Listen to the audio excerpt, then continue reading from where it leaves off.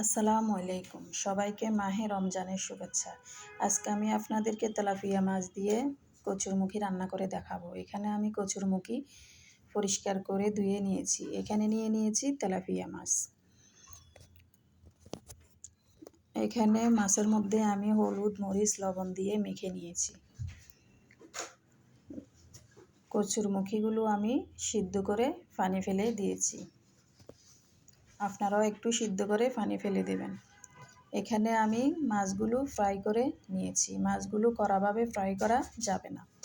চুলাতে আমি একটা কড়াই বসিয়ে দিয়েছি, দিয়ে দিচ্ছি পরিমাণ মতো তেল।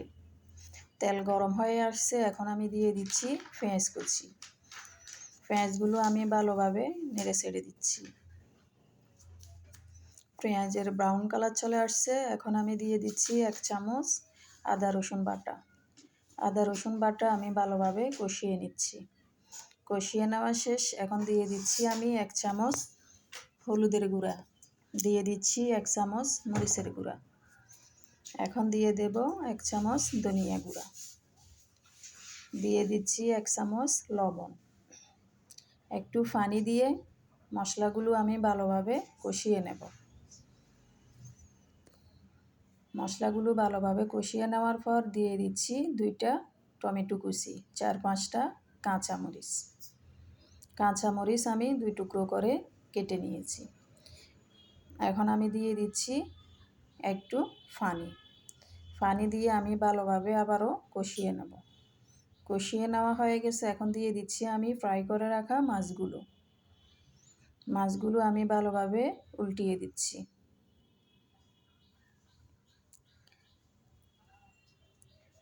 মাছগুলো আমার কষিয়ে নেওয়া শেষ, আমি মাছগুলো একটা বাটিতে নিয়ে ফেলব।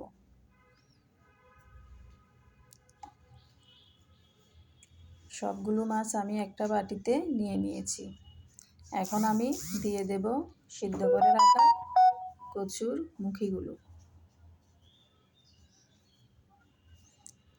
কচুর মুখিগুলো দিয়ে আমি ভালোভাবে নেড়ে ছেড়ে দিয়েছি। এখন দিয়ে দিচ্ছি একটু পানি দিয়ে আমি একটু ভালোভাবে কষিয়ে নেব।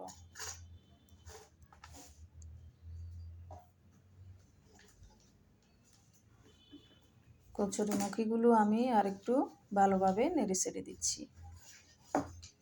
কচুর মুখিগুলো আমার ভালোভাবে কষিয়ে নেওয়া হয়ে গেছে, আমি দিয়ে দিচ্ছি পরিমাণ মতো পানি। এখন আমি ঢাকনা দিয়ে কিছুক্ষণ ঢেকে রান্না করব। এখন আমি দিয়ে দেব তুলে রাখা মাছগুলো।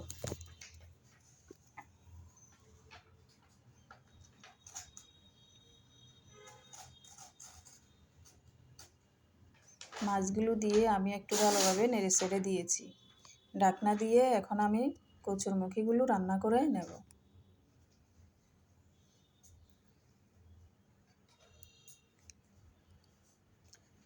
কচুর মুখি আমার রান্না করা শেষ, এখন আমি দিয়ে দিচ্ছি ধনিয়া পাতা।